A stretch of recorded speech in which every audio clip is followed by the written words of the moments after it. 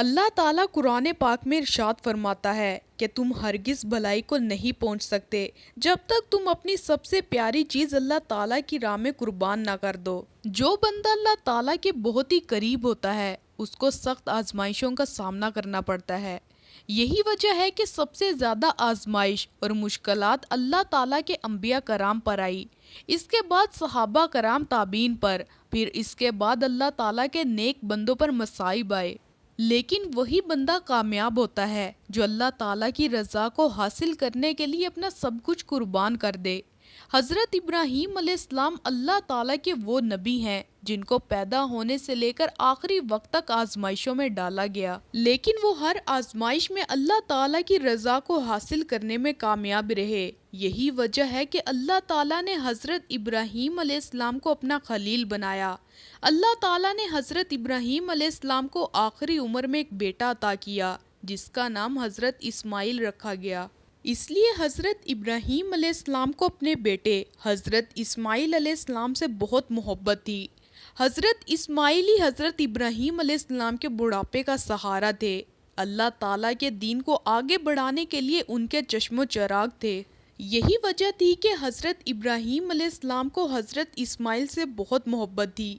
ایک دن حضرت ابراہیم علیہ السلام رات کے وقت سوئے ہوئے تھے کہ خواب میں آواز سنائی گی، اے ابراہیم، اللہ تعالیٰ کی راہ میں سب سے پیاری چیز کو قربان کرو۔ جب حضرت ابراہیم علیہ السلام صبح اٹھے تو سوچ میں پڑ گئے کہ انبیاء کرام کے خواب تو وحی کی طرح ہوتے ہیں۔ اللہ تعالیٰ یہ چاہتا ہے کہ میں حضرت ابراہیم علیہ السلام اپنی سب سے پیاری چیز اللہ تعالیٰ کی راہ میں قربان کروں۔ چنانچہ جب صبح ہوئی تو حضرت ابراہیم علیہ السلام کے پاس جتنے بھی اونٹ تھے وہ سب کے سب اللہ کی راہ میں قربان کر دیے۔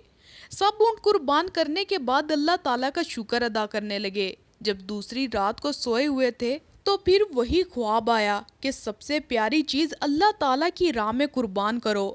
آپ اسی وقت بیدار ہو گئے تو سوچنے لگے کہ مجھے سب سے زیادہ اپنا بیٹا حضرت اسماعیل علیہ السلام پیارا ہے۔ حضرت ابراہیم کے ذہن میں یہ سوال آیا کہ اللہ تعالیٰ مجھے یہ آزمانا چاہتا ہے کہ میں اپنے بیٹے اسماعیل کو اللہ تعالیٰ کی راہ میں قربان کرتا ہوں کہ نہیں۔ حضرت ابراہیم علیہ السلام نے سوچا کہ میں اسماعیل کو اللہ تعالیٰ کی راہ میں قربان کروں گا۔ اگلی صبح ہوتے ہی حضرت ابراہیم علیہ السلام اپنی بیوی سے فرمانے لگے کہ میرے بیٹے اسماعیل کو آج اچھا لباس پہنانا، اس کو اچھے طریقے سے تیار کرنا، میں نے آج اپنے بیٹے کو ایک دوست کی دعوت میں لے کر جانا ہے۔ حضرت حاجرہ علیہ السلام یہ بات سن کر بہت ہی خوش ہوئیں۔ حضرت حاجرہ نے خوشی خوشی سے اپنے بیٹے کو تیار کر کے اپنے شوہر کے ساتھ بھیج دیا۔ حضرت ابراہیم علیہ السلام اپنے بیٹے کو قربان گاہ کی طرف لے کر جا رہے تھے کہ شیطان حضرت حاجرہ کے پاس آیا۔ شیطان نے حضرت حاجرہ کو کہا کہ حضرت ابراہیم آپ کے بیٹے کو دوست کی دعوت پر نہیں بلکہ قتل کرنے کے لیے لے جا رہے ہیں۔ اسی وقت حضرت حاجرہ علیہ السلام فرمانے لگی، میں اپنے شوہر کی نیت کو اچھی طرح سے جانتی ہوں، وہ کبھی بھی یہ حرکت نہیں کر سکتے۔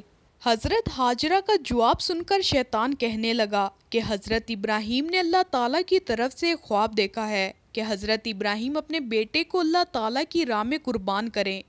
حضرت ابراہیم اللہ تعالیٰ کے حکم کی تعمیل کرنے کے لیے گئے ہیں۔ حضرت حاجرہ نے شیطان سے کہا کہ اس سے اچھی کیا بات ہو سکتی ہے کہ میرا بیٹا اللہ تعالیٰ کی راہ میں قربان ہونے کے لیے جا رہا ہے۔ اگر میرے پاس ہزاروں بیٹے بھی ہوتے تو میں ان سب کو اللہ تعالیٰ کی راہ میں قربان کر دیتی۔ اس طرح شیطان حضرت حاجرہ کی بات سن کر مایوس ہو کر حضرت اسماعیل علیہ السلام کو بھٹکانے کے لیے چلا گیا۔ شیطان نے حضرت اسماعیل کو کہا کہ تم کو معلوم ہے کہ تمہارا باپ تم کو اللہ تعالیٰ کی راہ میں قربان کرنے کے لیے لے جا رہا ہے۔ شیطان کی بات سن کر حضرت اسماعیل نے کہا کہ اگر مجھ کو اللہ تعالیٰ کی راہ میں قربان ہونا پڑے تو اس سے فخر والی کیا بات ہو سکتی ہے۔ اس طرح شیطان حضرت اسماعیل سے بھی مایوس ہو کر حضرت ابراہیم علیہ السلام کے پاس آ گیا۔ شیطان حضرت ابراہیم علیہ السلام کو کہتا ہے کیا تم کو پتا ہے کہ تم اپنا بیٹا اللہ تعالیٰ کی راہ میں قربان کر رہے ہو؟ آپ کے بیٹے کی قربانی اللہ تعالیٰ قبول فرمائے گا کہ نہیں؟ شیطان کی بات سن کر حضرت ابراہیم علیہ السلام زمین سے ایک پتھر اٹھاتے ہیں اور شیطان کو مارتے ہیں۔ جب حج اور عمرہ کے درمیان شیطان کو پتھر مارے جاتے ہیں کہ حضرت ابراہیم علیہ السلام کی وہ سنت پوری کی جاتی ہے۔ اللہ تعالیٰ نے آج تک اس سنت کو زندہ رکھا ہے اور قیامت تک زندہ رکھے گا۔ اس طرح شیطان نے سب پر وار کیا، لیکن وہ سب کی طرف سے نامراد ہو کر لوٹا۔